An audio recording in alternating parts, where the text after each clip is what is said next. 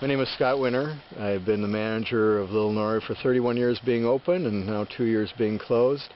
This has been in my family for 75 years. And what Little Norway is it's a historic site of Norwegian and immigration to America and to Wisconsin. So it's a big part of how Wisconsin got going.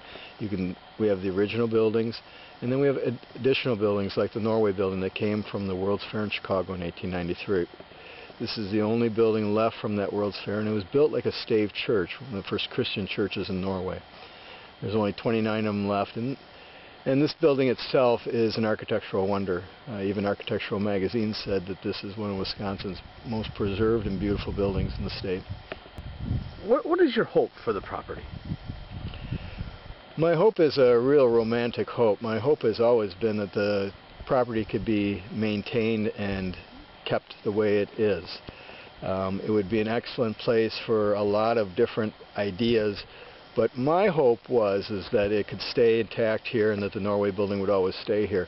The landscape and the topography of this valley is so much like Norway and so much like what the immigrants found before other things were developed.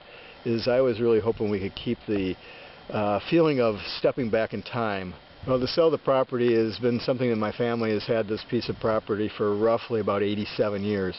And the idea of selling something that's been in our family so long is very emotional. However, I have to be realistic about all this. And for it to be here, it costs a tremendous amount of money. And if it's a viable business, then the business pays for it. But as it not being a business, it is expensive for me to maintain. The house was built in 1957 by my grandfather, Asher Hobson. He was the head of the Agriculture Economics Department at the University of Wisconsin.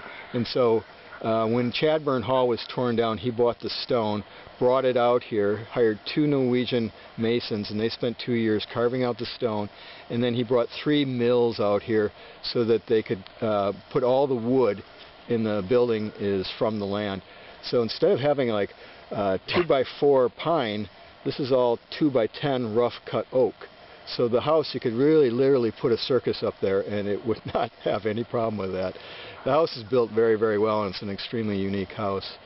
Very lucky to have that as my family home.